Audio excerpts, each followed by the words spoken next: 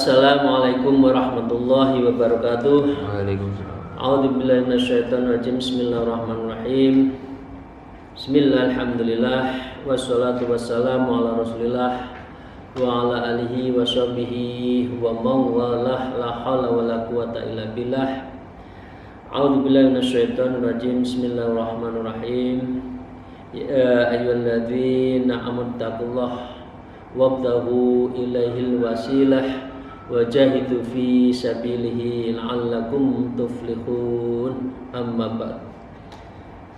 Para salikin jamaah, semoga kita senantiasa mendapatkan maunah dan rahmat serta keberkahan dari Allah Subhanahu wa taala, dan karenanya mari kita senantiasa bersyukur.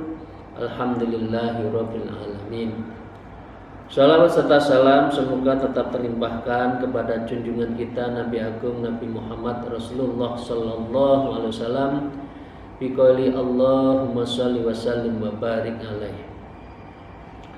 Para salikin dan jamaah, saya akan meneruskan ngaji kitab Ayyuhal Walad yang dikarang oleh Hujjatul Islam Syekh Imam Ghazali, dan kali ini kami akan meneruskan setelah kita diminta oleh Imam Ghazali untuk membimbing hidup kita secara spiritual ruhaniyah, mencari guru, mursyid, murabbi, dan itu sudah kita bahas kemarin dengan ciri-ciri siapa yang akan menjadi guru kita.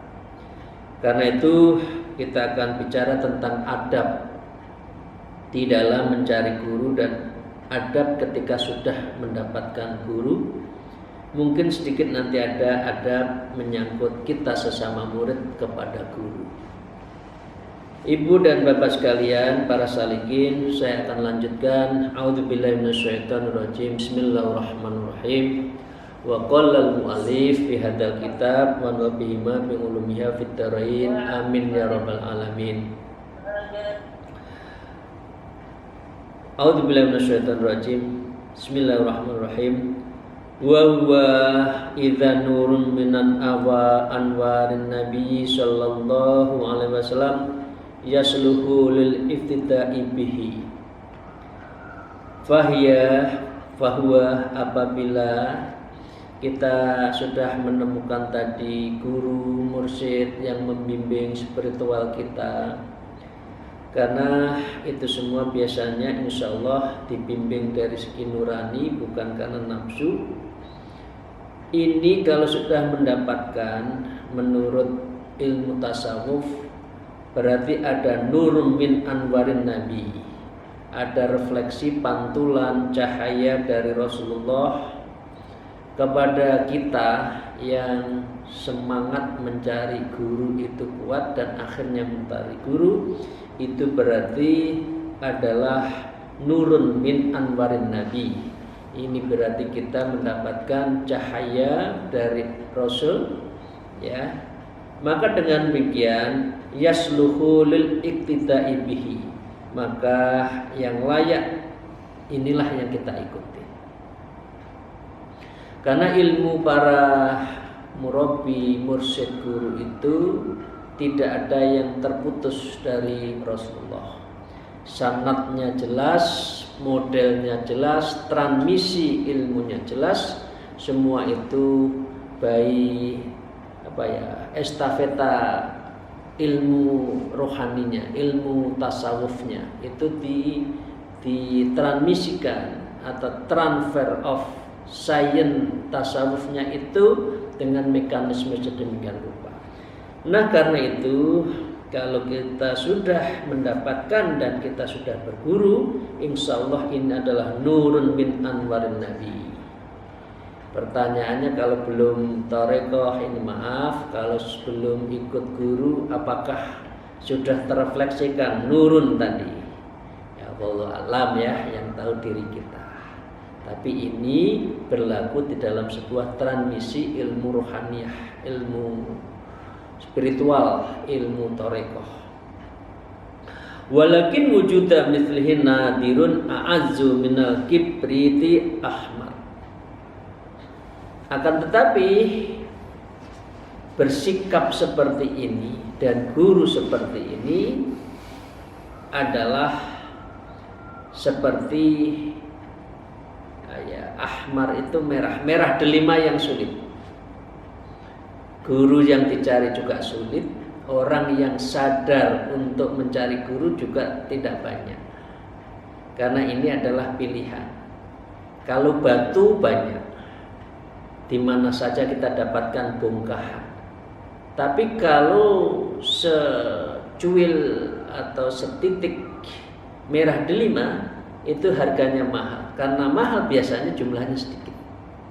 Jadi orang yang mencari guru jumlahnya sedikit, guru yang mengambil peran dalam hal membimbing spiritual juga sedikit. Karena itu banyak orang yang tidak mengambil jalur tasawuf. Dan maaf, banyak juga dari ulama yang tidak amalut thariqah, tidak mengambil jalur tasawuf, yang banyak jalur thariqah, jalur syariat. Ya, kemarin kita sudah bicara tentang hubungan syariat dan thariqah. Nah, dengan demikian para salikin rahimahullah, wa man sa'adhu as-sa'atu fawajada syaikhan kama dzakarnahu wa qabilhu syaikh yambaghi ayyahtarimahu zahiran wa batinan. Wa man sa'atahu, siapa yang mendapatkan pertolongan, artinya hatinya futuhul qulub, hatinya tergerak untuk mencari guru, dan ini adalah sa'adah, dan itu bisa mendatangkan sebuah kebahagiaan. Fawajada syaikhan, kemudian apabila dia menemukan guru itu, artinya sudah tekadnya ada, kemudian sudah masuk di dalam sebuah jalan menuju Allah, tapi tidak meninggalkan dunia. Kama dzakarnahu, maka dengan demikian seperti yang biasa dituturkan, karena yang diingatkan tadi oleh Imam Ghazali begitu banyak.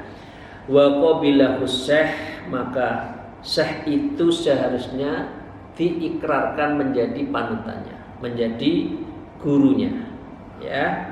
Dan di dalam proses tasawuf tidak ada proses tanpa baiat.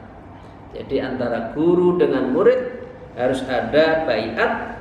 Wa qabilahu syekh, dan syekh itu menerima ya terhadap seseorang menjadi muridnya. Ini harus saling ikhlas. Tidak ada seseorang di dalam tasawuf tanpa guru, tanpa proses baiat, tidak ada. Semua harus ditalkin dan dibaiat antara guru dengan murid. Kalau sudah begitu, yang bagi ayah teremau zahiran wa batinan, maka sepatutnya dalam posisi seperti ini, hubungan murid dengan guru, hubungan guru dengan murid itu adalah menghormati secara lahir dan batin. Lahir dan batin itulah yang menjadi hubungan antara guru dengan murid. Karena apa? Malam yarhamun nas yarhamin nas la yarhamhumullah. Karena barang siapa tidak menyayangi ya antara guru dan murid khususnya, maka dia tidak akan disayangi oleh Allah. Karena itu mengapa antara guru dengan murid itu mempunyai hubungan batin yang kuat, karena menyayanginya itu secara ikhlas. Untuk apa? In kuntum turidu rahmati farhamu khalqi. Karena apa? Ini di dalam hadis qudsi, jika kamu ingin mendapatkan rahmatku, ya, maka sayangilah ya di antara kita, khususnya guru dan murid. Itu berarti kita menjemput rahmat Allah. Kita sudah bicara banyak, seseorang tidak akan masuk surga kecuali karena rahmat Allah. Bukan amalnya tidak imbang, kita hidup di dunia itu hanya mampir ngombe, kemudian karena amal kita mendapatkan balasan surga yang begitu abadan khalidina fiha, itu enggak imbang. Jadi bukan karena amal kita masuk surga, karena rahmat Allah. Lah rahmat Allah inilah yang kita jemput. Lah rahmat Allah kita jemput itu salah satunya dengan mekanisme hubungan guru murid, mendapatkan satu ilmu transmission, tawajuh setiap saat, kita mujalasah kepada Allah, muraqabah kepada Allah, insya Allah rahmat itu akan didapatkan dan diberikan kepada sahabat, teman-teman yang masuk di dalam dunia tarekoh, dunia tasawuf. Karena itu sulit orang tarekoh, seorang guru itu seperti hanya apa? Mutiara atau merah delima di antara bongkahan kerikil-kerikil yang begitu banyak, ada yang nyempil satu, dan itu nggak banyak. Karena nggak banyak, nyari sulitnya. Karena nggak banyak, sulit, dan banyak orang yang tidak tertarik di dunia thariqah suluk ilallah. Para salikin, saya lanjutkan. Wa qala al-mu'allif hadal kitab amma ihtiramudz zahiri fa huwa alla yujadilahu wa la yashghila bil ihtijaji ma'u fi kulli mas'alati wa in alima khata'ahu. Amma ihtiramu adz-zahir, adapun adab secara lahiriah, penghormatan murid kepada guru secara zahiriah, fahuwa ayyala yujadilahu, maka hendaknya ia dengan segala hormat tidak mendebat gurunya. Jadi kalau ada masalah sesuatu didiskusikan, tapi posisinya dari hati ke hati. Seorang murid di dalam ilmu tasawuf itu tidak pada tempatnya adalah mendebat gurunya. Oh enggak, itu salah, panjenengan salah, enggak boleh. Jadi caranya dengan cara untuk diskusi begini, oh berarti ini. Ini adab. Karena di atas ilmu, di atas kehebatan seseorang itu adalah adab. Karena itu namanya agama itu adab. Ad-dinu ya kullu dinu akhlak, adab. Jadi inti dari agama itu adab, dan sumbernya adab tarekoh. Karena memang tarekoh tasawuf itu ya intinya adab yang dipelajari, bukan yang lain ya. Wala yastaghil bil istihai ma'ahu, jangan sampai ia menyibukkan diri dan berargumen, berbantahan terhadap gurunya. Fi kulli masalah, dalam segala masalah. Ya, bukan berarti tidak boleh bicara dengan gurunya, tapi boleh, tapi caranya dengan adab, caranya dengan penuh ihtiram, penghormatan, dan penuh dengan adab yang bisa mempertemukan kalau ada perbedaan, gitu ya. Bukan berarti tidak boleh ada perbedaan, boleh ya. Wa in alima khata'ah, meskipun ia telah mengetahui kekeliruan beliau. Ini cara mengingatkan kalau gurunya salah memang boleh, tapi caranya tidak boleh dengan mendebat dan tidak boleh dengan cara tadi berargumen yang berlebihan tadi, berbantah-bantah. Wala yulki baina yadahi sajatahu illa waqta adain as-sholati fa idza faragha yarfa'uha. Wala yulqah, dan jangan ia menghamparkan ya sajadahnya. Jadi begini Bapak Ibu sekalian, ini di dunia tasawuf ya, ini bukan di dunia umum. Jadi agak berbeda pendekatannya. Biasanya waktu saya suluk dulu ya, ada tempat khusus yang di situ murid tidak berani menempati. Biasanya guru itu kalau sholat sunat di situ.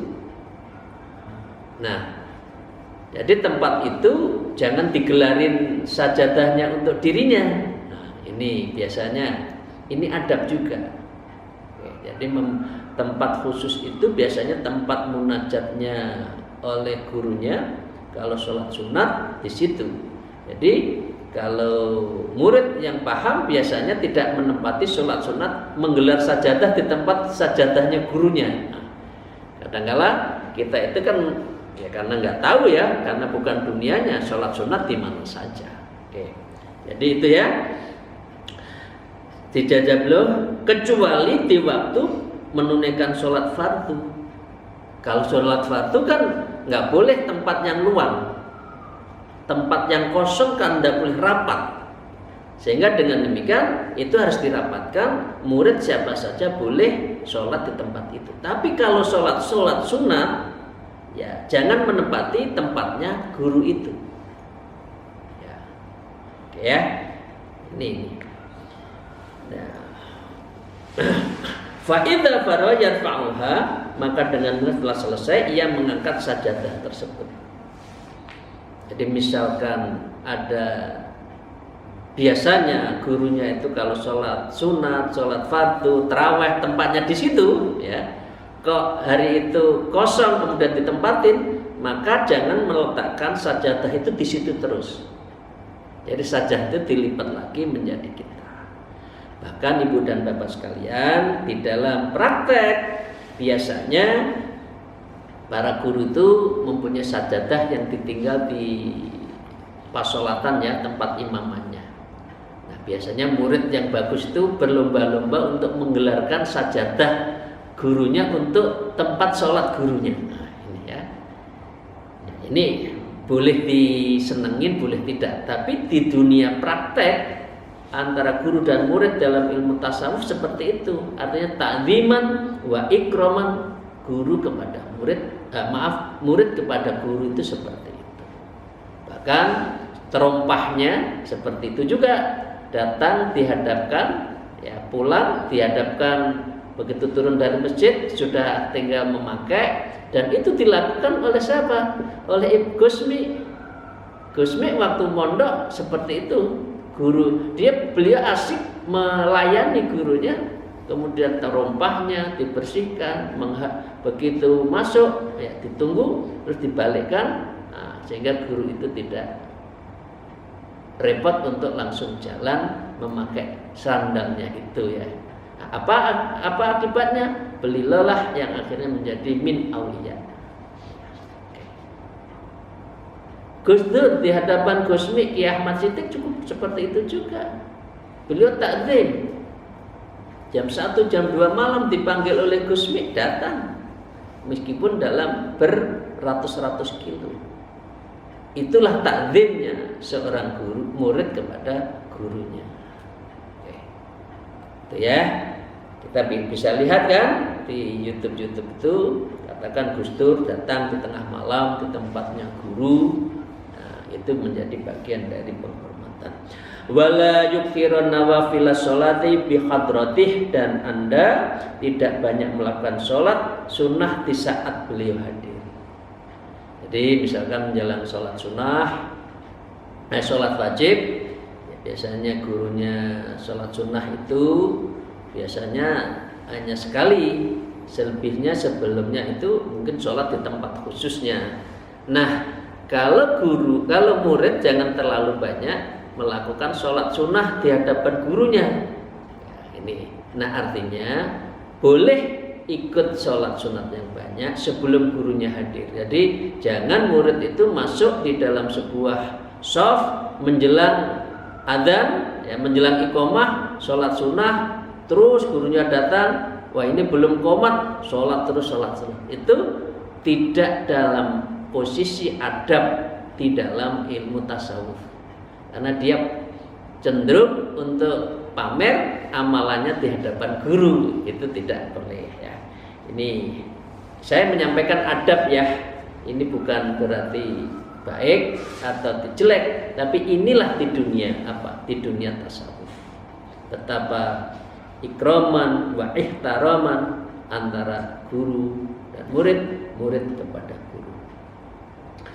Wa qala al-mu'allif fi hadzal kitab wa ya'mala ma ya'muruhu syai'u min amal biqadri wus'ihi wa taqitihi. Dan ia selalu melakukan apapun ya'muru syekh, apa yang disampaikan gurunya, minal amali, dari amalan-amalan, biqadri, dengan kadarnya.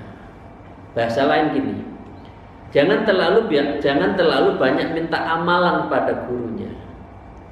Guru itu biasanya tahu ini bisa enggak ditambah amalan, zikirnya ditambah. Yang lama saja kadang-kala belum tentu diamalkan secara penuh. Ya, tetapi mengapa kok minta amalan lagi? Lah kadang-kala guru itu juga belum tentu memberikan. Nanti dulu ya di amalan itu dituntaskan. Karena amalan guru kepada murid tentu tidak semuanya diberikan kan. Kalau gurunya ini apa muridnya sama kan belum tentu. Karena bisa jadi murid belum tentu mampu menjalankan amalan-amalan gurunya dengan berbagai dari jenis amalan riyadhah, muraqabahnya dan juga mujahadahnya itu tentu berbeda. Nah, karena itu apa yang disampaikan guru dijalankan, dan guru biasanya menakar terhadap qadrin wus'ihi, ya, wa taqatihi, dan kemampuannya dan kesanggupannya. Nah, itu ya. Oke, Bapak Ibu sekalian, ini ada wa amma ihtiramul batin, tadi fisik ya, tadi fisik. Jadi ihtiramnya, penghormat adabnya fisik. Sekarang ihtiram fil batin. Wa amma ihtiramul batin fa wa anna kullama yasma'u wa yaqbalu minhu fil dhahiri. Adapun penghormatan batin, adab batin, yaitu bahwa setiap apapun yang ia dengar dan yang terima dari beliau, ya, maka dengan demikian harus diterima. Batin, batinnya itu hadir. Kalau gurunya ngajak tawajuh, hadir. Kalau gurunya ngajak khataman kewajiban, hatinya hadir. Bukan karena fisiknya, tapi hadirnya. Wala yang kiruhu fil batin, maka ia tidak akan pernah mengingkarinya secara batin. Jadi hubungannya itu hubungan lahir batin antara guru dengan murid itu. La fi'lan wala qaulan, dan seseorang murid kepada gurunya itu tidak akan pernah melakukan pengingkaran tindakannya, dan tidak pula untuk dalam bentuk perkataan. Jadi amalan itu diistiqomahkan. Jadi kalau sehari misalkan zikr latifah, ya diamalkan. Nanti lama-lama kalau enggak ada proses qota'ah, jadi terjadi putusnya hubungan batin. Kalau amalan-amalan ritual yang tidak diamalkan itu kelihatan dari segi lahiriahnya, batinnya itu kelihatan. Loh, ini kok sulit sekali ya diajak tawajuhan misalkan. Ini sudah terasa, ini mungkin jangan-jangan ada amalan yang terlewatkan atau sudah mulai agak males. Ya. Li'allah yattasima bin nifaq, agar tidak dinamakan sebagai orang yang munafik. Di hadapan gurunya iya, tapi di luar gurunya sudah enggak ngamalkan. Nah, itu akan kelihatan isyraq fil qalbinya, an-nurun ala nabi, itu kelihatan. Seseorang ini apakah istiqomah menjalankan atau tidak, itu akan kelihatan. Itu Bapak sekalian. Wa illam yastati yatruk suhbatahu, dan jika ia belum sanggup melakukan hal itu, maka ia harus meninggalkan, menunda dulu berinteraksi aktif ya dengan beliau. Jadi intinya jangan nambah amalan deh, gitu loh. Kalau memang belum siap, kalau sudah siap, ya memang hatinya sudah khusyuk betul di dalam mengambil peran sebagai suluk ilallah, maka menghubungi lagi, ya lapor begini baru bisa ditambah dengan amalan yang lain. Itu ya Bapak Ibu sekalian.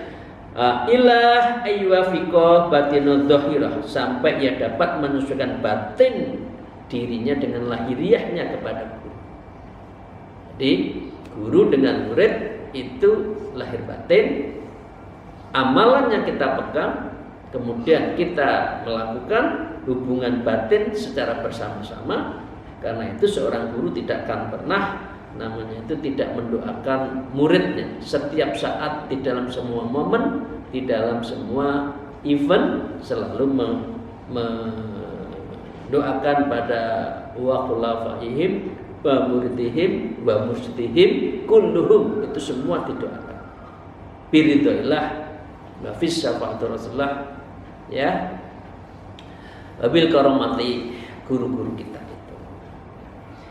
Satu hal lagi, wa yahtarizu an mujalasatin sahibisu li yaksyura wala yatu syayatinil jinni wal insi an sahni qalbi. Dan ia harus menghindarkan diri dari duduk bergaul dengan teman yang jahat. Jadi orang yang sudah suluk memang harus membatasi teman-teman yang dunianya masih kuat, meskipun kita tidak dalam posisi meninggalkan dunia, karena kita tetap hidup di dunia. Tapi ta'alluq kita, bergantung kita bukan urusan dunia, tapi Allah, ya.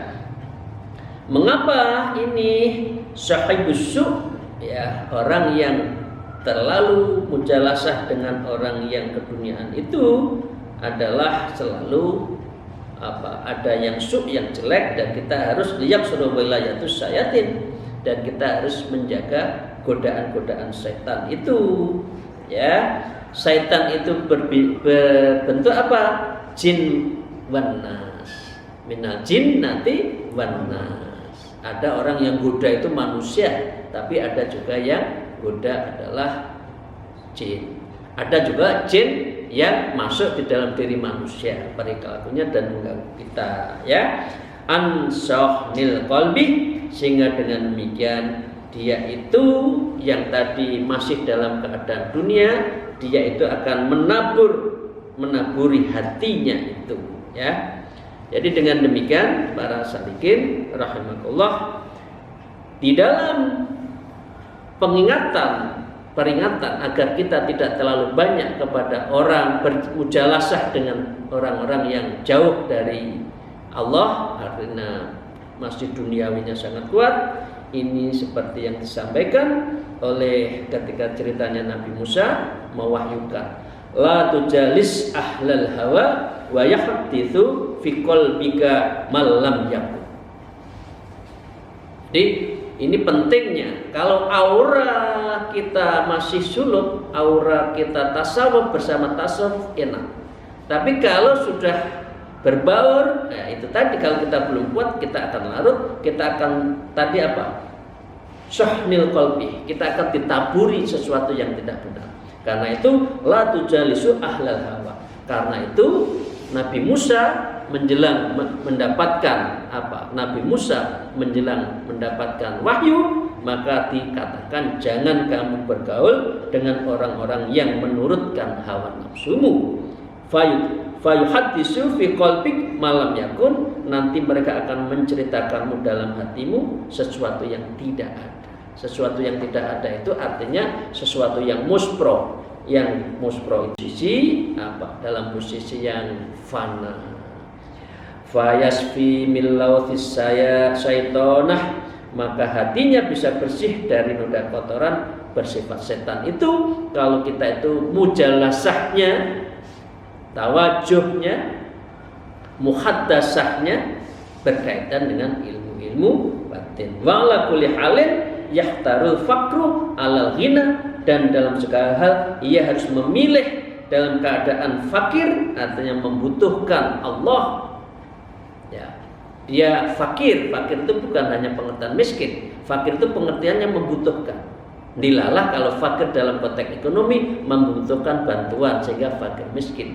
Tapi kalau fakir sesungguhnya adalah kita posisi papa, bukan siapa, orang yang hina di hadapan Allah, karena itu kita membutuhkan Allah. Itulah orang fakir, dan itu dia pilih daripada alal ghina, daripada kita itu mengejar kekayaan karena berkawan dengan orang-orang yang masih ahli dunia. Demikian, terima kasih Bapak Ibu sekalian yang saya hormati.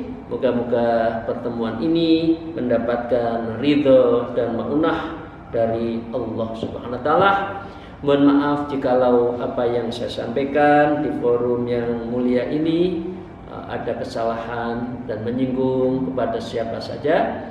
Izinkan dengan hati yang tulus saya mohon dibukakan pintu maaf yang selebar-lebarnya. Akhul kalam wallahul muwafiq ila aqwamit thariq. Wassalamualaikum warahmatullahi wabarakatuh.